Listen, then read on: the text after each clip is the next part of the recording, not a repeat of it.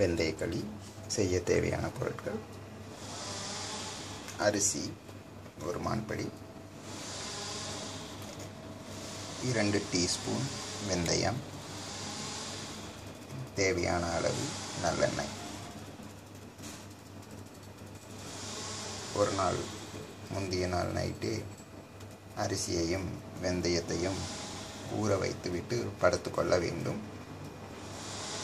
பின்பு மறுநாள் காலை எழுந்தவுடன் தண்ணீரை அகற்றிவிட்டு நன்றாக காய வைத்து கொள்ள வேண்டும்.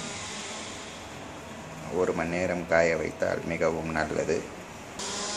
காய வைத்ததை மிக்சிக்குள்ளே போட்டுக்கொண்டு இப்பொழுது இதை அரைக்க வேண்டும். நன்றாக மாவாக அரைப்பதற்காக நாம் காய வைத்திருக்கிறோம்.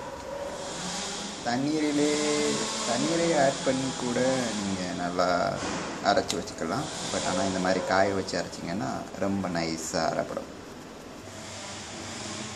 நல்லா தண்ணி ஊற்றி இது மாதிரி நல்லா மாவு மாதிரி அரைச்சிக்கணும்.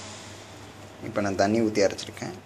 ரொம்ப 1 மணி நேரம் அந்த மாதிரி காஞ்சிச்சின்னா நீங்கள் தண்ணி ஊற்றாமல் கூட ரொம்ப நைஸாக அரைச்சிக்கலாம். அப்போ ரொம்ப நல்லாயிருக்கும். பட் தண்ணி ஊற்றி அரைச்சிங்கனாலும் நல்லா மிக்சியில் ரொம்ப நேரம் போட்டு நல்லபடியாக ரொம்ப நைஸாக அரைக்கிற மாதிரி வச்சுட்டு அதுக்கப்புறம் சட்டி எடுத்து அடுப்பு சட்டியில் காய வைக்கணும். எண்ணெய் ஊற்றி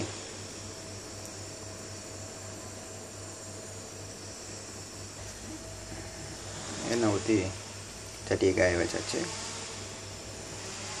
இந்த நல்ல சட்டி காய்ஞ்சதுக்கப்புறம் இந்த மிக்சியில் அரைச்சி வச்சுருக்கிறத போட்டு நல்லா கலரணும். வெந்தயம் போட்டிருக்கனால கொஞ்சம் பிசு பிசுன்னு ஒட்ட ஆரம்பிக்கும்.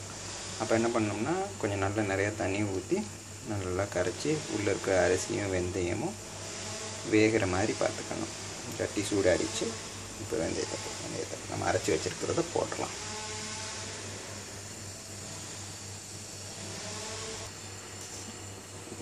போட்டு கொஞ்சம் தண்ணி ஊற்றிருக்கேன்.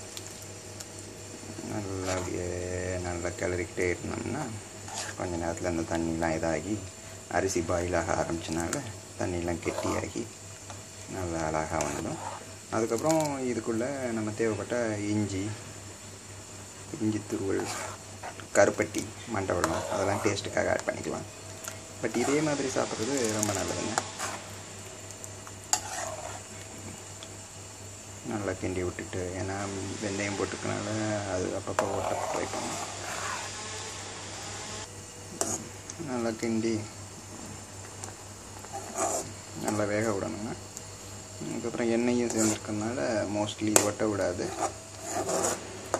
அதுக்கப்புறம் இதை காலையில் வெறும் வயிற்றில் சாப்பிட்டுட்டு ஒரு 1/2 மணி நேரத்துக்கு தண்ணி குடிக்காமல் இருந்தோம்னா உடம்புக்கு ரொம்ப குளிர்ச்சி, உடம்புக்கு ரொம்ப நல்லது. நல்லா கொதிச்சு வந்துக்கிட்டுருக்கு. நல்லா எண்ணெய் பசையோட நல்லெண்ணெய் ஊற்றிருக்கிறதுனால நல்லெண்ணெய் உடம்புக்கு நல்லது. வெந்தயம் நல்ல கூலிங், ஸோ அதனால் வயிற்று புண்ணு எல்லாத்தையும் இதாற்றிடுங்க. பைல்ஸ், ஹெமரோஜ் இந்த மாதிரி நோய்களுக்கெல்லாம் ரொம்ப நல்லதுங்க.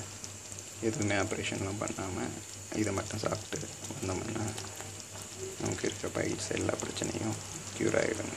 நல்லா கொதித்து வந்ததுக்கப்புறம் ஆற வச்சு சாப்பிட வேண்டியதாங்க. ரொம்ப தேங்க்ஸ்.